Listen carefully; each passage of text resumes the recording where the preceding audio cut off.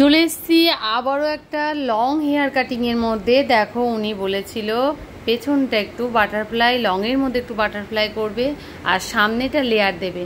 তা এতটা বড় বড় হেয়ার ছিল যে সেই হেয়ারকে রেডি করতে গিয়ে আমার দেখো আমার বন্ধু একদম চেয়ারের উপর উঠে ও রেডি করতে হয়েছিল হেয়ারটাকে। আর খুব গোছ ছিল হেয়ারের এবং খুবই মানে হেয়ারের আর কি ঘনত্ব ছিল।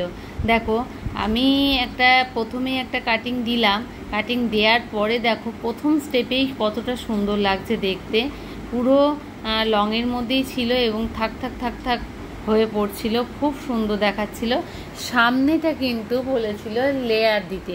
তা সামনেটা দেখো আমি কিভাবে লেয়ার দিই। তোমরা যদি কেউ বাড়িতে এইভাবে প্র্যাকটিস করো একে অপরকে, আমার মনে হয় খুব সোজা পদ্ধতিতে এই লেয়ারটা তোমরা শিখতে পারবে। প্রথমেই আমরা একটা মাপ নিলাম, আমার ক্লায়েন্ট যে অনুপাতে মাপটা নিতে বলেছিল সেই অনুপাতেই আমরা মাপটা নিলাম। এই মাপ নেওয়ার সাথে সাথে আমরা বাকি যে সেশন করে রেখেছিলাম যে হেয়ারগুলোকে, সেটা একদম ট্যাচার করে ধরে আমরা ট্যাচার করে কেটে ফেললাম। এরপরে দেখো কত সুন্দর একটা থাক থাক আসবে। তা দেখো তোমরা এইভাবে বাড়িতে প্র্যাকটিস করলে কিন্তু একদম সোজার মধ্যে ভালো একটা কাটিং আসবে। দেখো একদম স্টেপ বাই স্টেপ পড়লো হেয়ারটা। এবং এই দিকেও সেম পদ্ধতিতে ওই একই মাপ অনুপাতে আমরা এই পাশেরটাও সমানভাবে কাটবো। দেখো ওই একই পদ্ধতিতে দেখো পরপর পরপর কত সুন্দর একটা দেখাচ্ছে।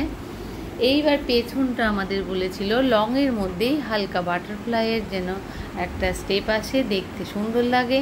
তা দেখো লং হেয়ার রাখার পরে যতটা আর কি পারা গেল, দেখো আমি তো ব্লো ড্রায়ারটা সেভাবে করা হয় না।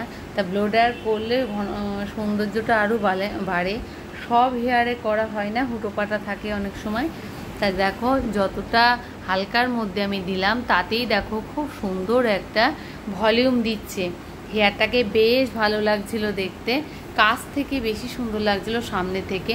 এবার সব সময় তো ভিডিওতে সঠিকভাবে বোঝা যায় না, সামনে থেকে খুব ভালো দেখাচ্ছিল। তা দেখো তোমাদের কেমন দেখাচ্ছে এই লংয়ের মধ্যে এই হেয়ারটা। যারা লংয়ের মধ্যে একটু ডিজাইনের মধ্যে চাও তাদের ক্ষেত্রে এটা বেশ ভালো লাগবে।